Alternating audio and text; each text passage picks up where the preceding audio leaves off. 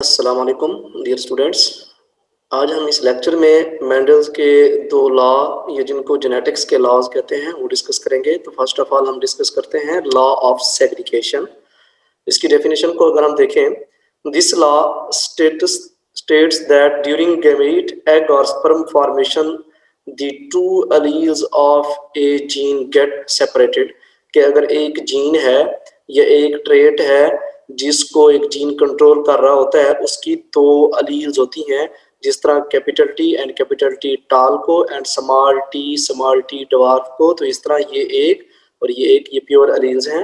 Alleles for a trait then recombine, जब ये separate हो जाते हैं जिनको हम गैमीट फॉर्मेशन कहते हैं, फिर ये रीयूनाइट या रिकम्बाइन होते हैं। alleles for a trait then recombine at fertilization producing genotype for the trait of the offspring। के जब ये रीयूनाइट हो जाते हैं at the time of fertilisation, then zygote develop होता है, फिर पूरा इंडिविजुअल हमें मिल जाता है। तो वो ट्रेट्स ये जो इंफॉर्मेशन ये ट्रांसफर करते हैं वो ऑफस्प्रिंग में भी जाती है।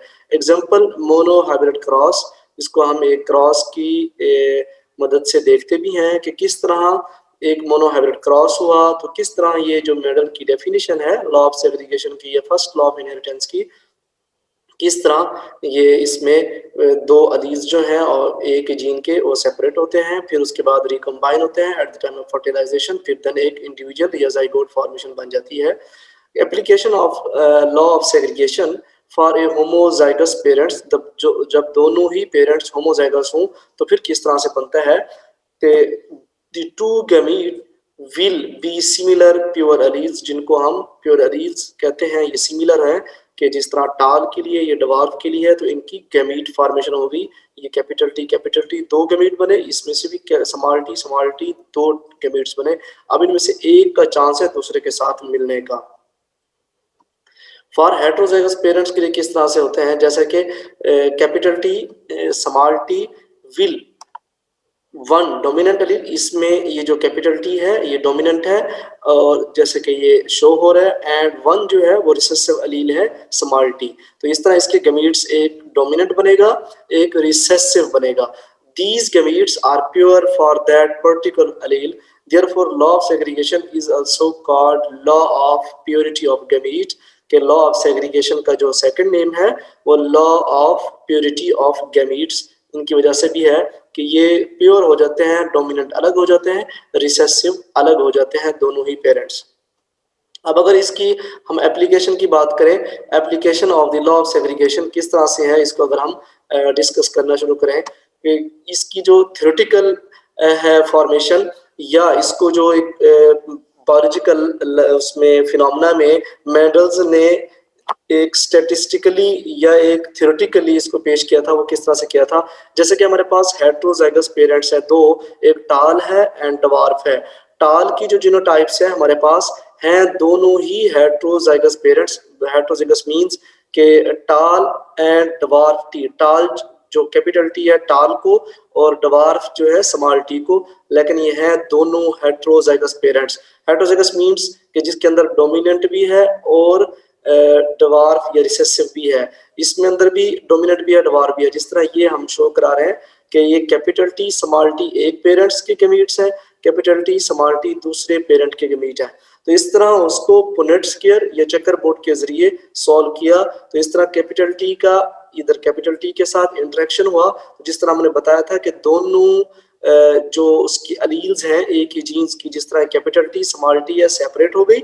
हमने जो प्रीवियस पेज के ऊपर मेंडल्स का जो डेफिनेशन पढ़ी है उसके अकॉर्डिंग फर्स्ट पॉइंट में आप लोगों को फिर दिखा दूं एक ही बार कि this law stated during gamete formation या एग या sperm formation the two alleles of a gene get separated, के दोनों सेपरेट हो जाते हैं, मतलब गैमीट बन जाते हैं।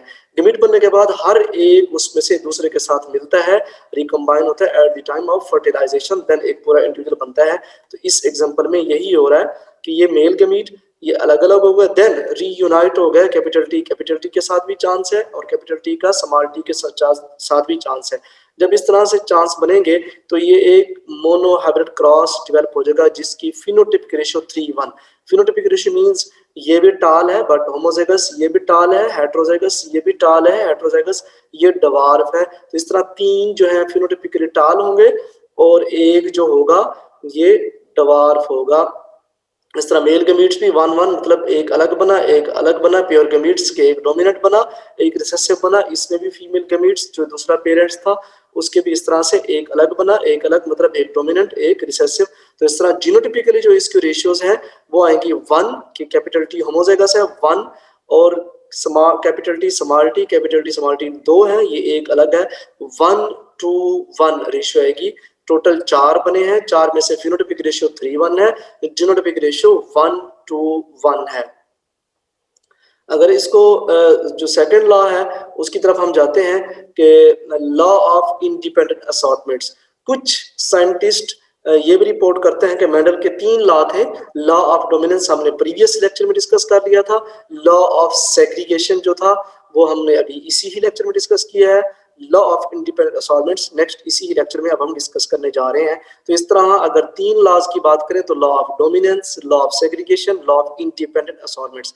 अगर 2 लॉ की बात करें कि ज्यादातर मशहूर और मरूफ और ज्यादातर साइंटिस्ट यही कहते हैं कि law of segregation law of dominance दोनों सेम चीजें हैं, तो लॉ ऑफ डोमिनेंस को निकाल दें तो 2 लॉ बचते हैं, law of segregation and law of independent assortments. तो इसलिए इसको लॉ ऑफ इंडिपेंडेंट असॉर्टमेंट्स को सेकंड लॉ ऑफ इनहेरिटेंस भी बोलते हैं।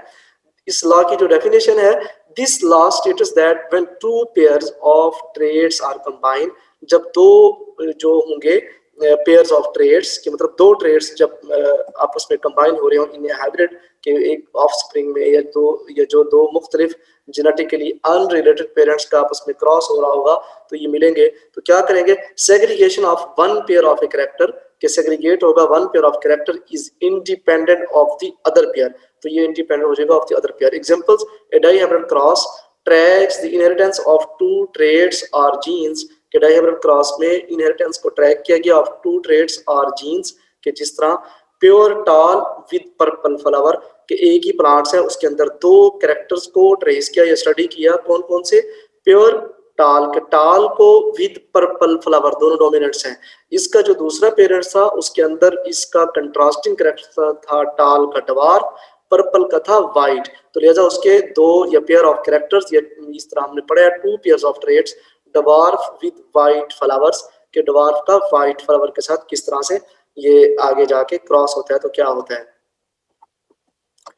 जिस तरह पेरेंटल जनरेशन हम देखें कि टाल एंड पर्पल ये डोमिनेंट्स था, ये ट्रेड्स का नाम है, रिसेसिव जो है इसका या कंट्रास्टिंग फीचर्स या कंट्रास्टिंग कैरेक्टर्स है इसका वो है डवार्फ एंड वाइट। तो इस तरह इसके जो गमीट्स बनेंगे, गमीट्स इसमें से कैपिटल टी पी और कैपिटल टी पी इंटू 4, और इस तरह स्मॉल टी पी बनेंगे। Formula 2n where is n is number of heterozygotes, heterozygotes की वजह से इसके 2 बना दिए कि इस टी का इस पी के साथ भी चांस है तो ये बन गया, इस टी का इस पी के साथ भी चांस है, टी बन गया। इसी तरह इस कैपिटल टी का इस पी के साथ भी इस तरह, कैपिटल टी पी का इस तरह के साथ भी चांस है, तो इस तरह 4 गमीट्स इधर से बनेंगे तो 4 गमीट्स इस तरह बनेंगे। तो गमीट्स बनाने के बाद फिर नेक्स्ट इसको हम एक एग्जांपल में या एक चेकर बोर्ड से देखते हैं कि किस तरह से किया है, जिस तरह हमने प्रीवियस लॉ ऑफ सेग्रीगेशन को सॉल्व करके देखा था। तो यह एक क्वेश्चन माइंड में राइज होता है कैसे कि how many gametes will be produced for the following alleles arrangement. तो इस तरह हमारे पास तो कैपिटल टी और कैपिटल पी था, इसको टाल और पर्पल कहते हैं। अगर हमारे पास इसी तरह का मिलता जुलता capital R small R capital वे हो या ए बी सी डी हो, तो इनको कैसे सॉल्व करेंगे। स्टूडेंट्स आपने इनको अच्छी तरह सॉल्व करना है और अपनी ही कॉपी के ऊपर इसको राइट करना है, जिस तरह हमने लॉ ऑफ सेग्रीगेशन को किया और लॉ ऑफ इंडिपेंडेंट असॉर्टमेंट्स को भी कर रहे हैं अभी इसी लेक्चर में। तो आपने भी इन 2 एग्जांपल्स को इस तरह करना है। अगर ये समझ नहीं आता या इसके बारे में कोई क्वेश्चन हो तो आप मुझसे पूछ सकते हैं। What are 3 law of Mendel's के, मेंडल्स के 3 लॉ कौन कौन से हैं ये भी हमने डिस्कस कर लिया। State Mendel law of dominance, what is the phenotype and genotypic ratio of F1, phenotypic 3:1, genotypic ratio 1:1 आती है according to the Mendel first law या law of dominance या law of segregation। Explain Mendel's law of segregation, which law is called the law of purity of gametes, इसी को ही कहते हैं law of segregation को। Which law explain the segregation of characters, explain with an examples, इसको example से ही solve करना है। ये तमाम 6 के 6 क्वेश्चन हम अभी इसी लेक्चर में डिस्कस कर चुके हैं। स्टूडेंट्स इनको भी आपने अच्छी तरह से करना है, आपके इंटरव्यूज में, आपके पेपर में ये पूछे जा सकते हैं। जनरेशन इन ए क्रॉस के अंदर किस तरह की जनरेशन डेवलप होती है। पेरेंटल और P1 generation represent the parents, के ये पेरेंट्स को ही रिप्रेजेंट करती है। F1 generation first filial generation, F mean filial, first filial generation of offspring और प्रोजनी के जो उससे ऑफस्प्रिंग प्रोड्यूस होते हैं। F2 generation second filial generation of the offspring, जो ऑफ स्प्रिंग होते हैं उनकी सेकंड जनरेशन को F2 कहते हैं। अब अगर टाइप्स ऑफ क्रॉसेस की बात करें, मोनोहाइब्रिड क्रॉस कैसे होते हैं। A cross between one pair of a contrasting characters, के जी एक जो क्रॉस है वो एक पेयर के जो उसका ऑपोजिट या कंट्रास्टिंग है उसके दरमियान क्रॉस, के जिस तरह टाल है इसका कंट्रास्टिंग कैरेक्टर ड्वार्फ है, पर्पल है इसका कंट्रास्टिंग कैरेक्टर्स वाइट है, तो इनका आपस में क्रॉस, इसको मोनोहाइब्रिड क्रॉस कहते हैं जिसमें एक ट्रेड्स इन्वॉल्व हो। P1 generation traits height of the stem alleles tall and T जो स्मॉल t है वो dwarf को, कैपिटल T टाल को। क्रॉस टाल प्लांट्स का dwarf के साथ जब क्रॉस करवाएं तो इसमें से क्या बनता है, जैसे ये ट्रेड्स टाल एंड dwarf, टाल की जो जीनोटाइपिक रेशियो है पेरेंटेज होगी वो किस चीज से इंडिकेट करेंगे, कैपिटल टी से, और dwarf की small t and small t से। तो इस टाल से कैपिटल टी बना और इस dwarf से small t and small t बना, तो ये गैमीट्स जाके इसमें से बन गए।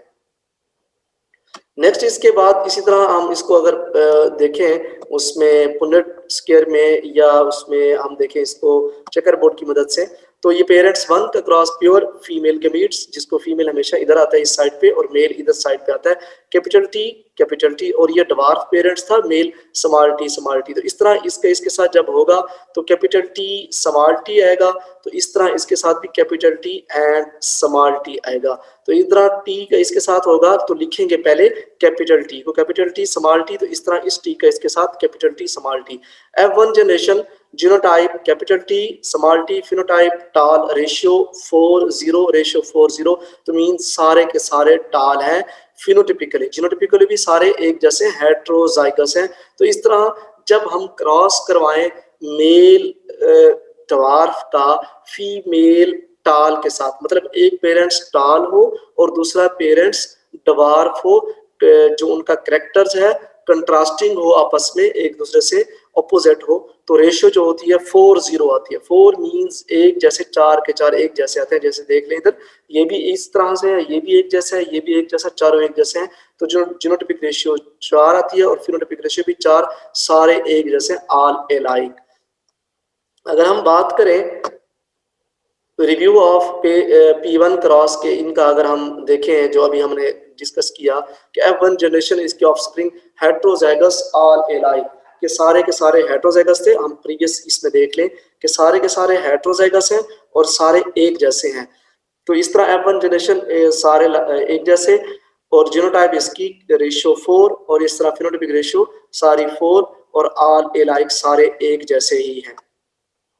F1 मोनोहाइब्रिड क्रॉस अगर हम इसको दूसरे एग्जांपल से देखें, ये तो टाल एंड डवार्फ वाली थी, दूसरे एग्जांपल्स हम सीड शेप को देखते हैं। वो तो स्टेम ऑफ प्लांट की हाइट या स्टेम ऑफ प्लांट की, जो प्लांट की स्टेम है उसकी हाइट या लेंथ कह रहे हैं, वो थी कि जिसको हम टाल एंड डवार्फ कह रहे थे।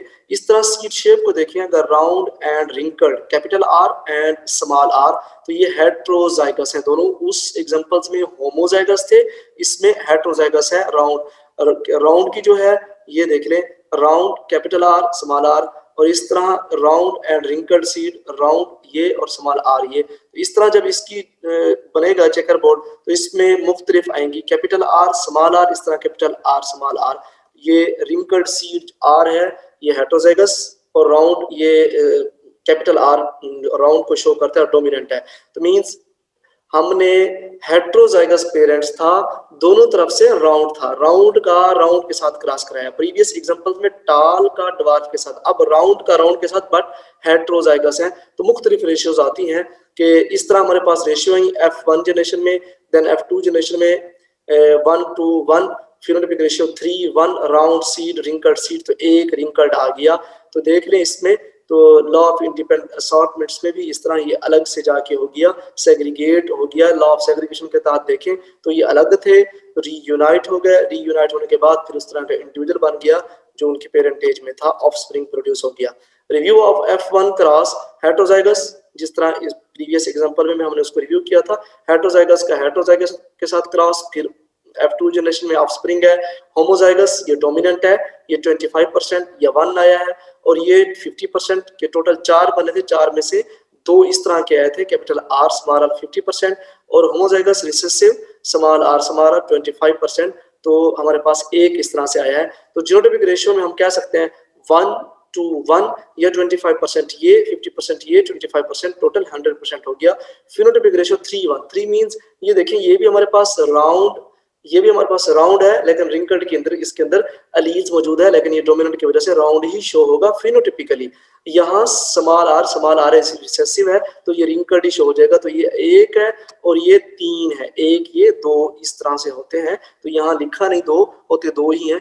तो ये 3:1 रेशियो फिनोटिपिकली, जीनोटिपिकल रेशियो 1:1 होगी। अब results of mono hybrid cross, इसके रिजल्ट्स कैसे होते हैं?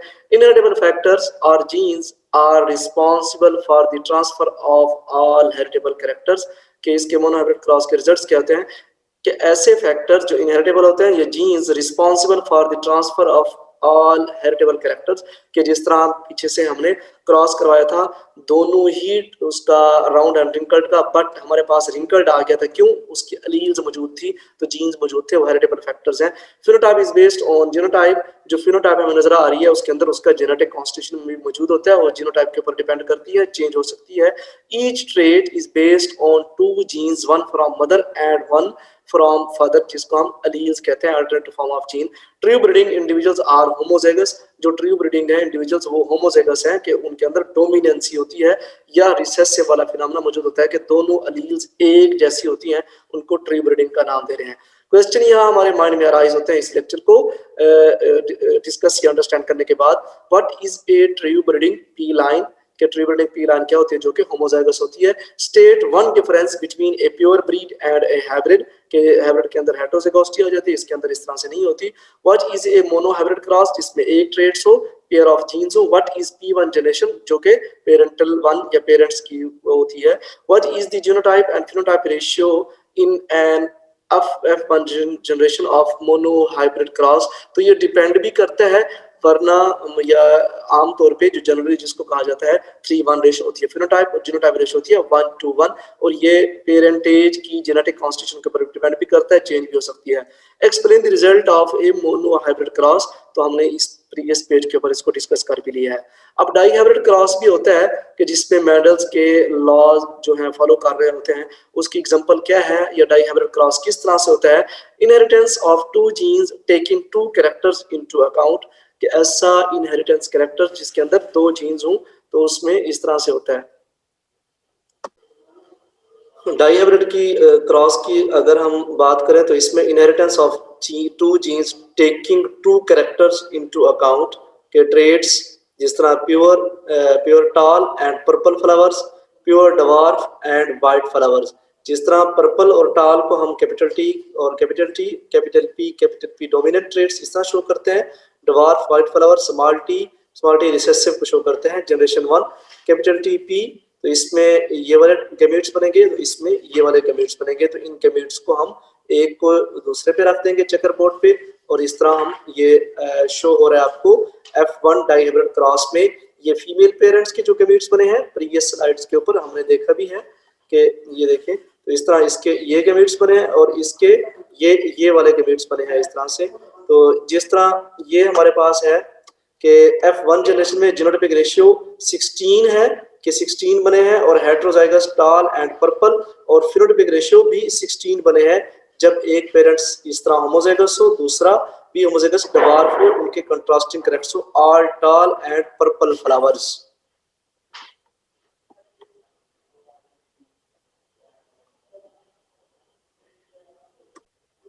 इसी तरह F2 डाइहेब्रिड क्रॉस में अगर हमारे पास दो डिफरेंट पेरेंट्स हों या जो हमारे पास प्रीवियस F1 आया था उसकी सेल्फिंग करवाएं तो F2 जनरेशन आएगा। तो F2 में तो गैमीट्स बनेंगे तो इस तरह के बनेंगे जिनको हम 9 3 3 1 कहते हैं कि जिसमें कैपिटल T स्मॉल p और कैपिटल T ये capital P and small t ये शो हो रहा है। तो जो इनकी पेरेंटेज है ये हेट्रोजाइगस फॉर्म में है। तो इस तरह ये दूसरा पेरेंट्स भी इस तरह हेट्रोजाइगस फॉर्म में था जिसमें कैपिटल टी टाल को शो कर रहा था, कैपिटल पी पर्पल को और स्मॉल टी डवार्फ को और स्मॉल पी जो है वो वाइट कलर को शो कर रहा था। तो इस तरह इस टाइप के जो क्रॉस होगा इनकी F2 जनरेशन में जो जीनोटाइपिक रेशियो होगी 1:1:1:1:4:2 इस तरह से आएगी और जो आएंगे उसमें से इंडिविजुअल्स बनेंगे इस तरह से बने हैं। देखें capital T capital T capital P ये और फिनोटाइपिक रेशियो 9:3:3:1 टाल पर्पल टाल white dwarf purple and dwarf white. तो ये हमारे पास मेंडल्स के लॉ और उनके एग्जांपल्स हो गई। स्टूडेंट्स उम्मीद है ये लेक्चर आपको अच्छी तरह समझ आ गया होगा। अगर इस लेक्चर के अकॉर्डिंग या इसी लेक्चर में से कोई आपका कोई क्वेश्चन है तो आप कमेंट्स में पूछ सकते हैं। मिलते हैं नेक्स्ट वीडियो में, तब तक के लिए अल्लाह हाफिज।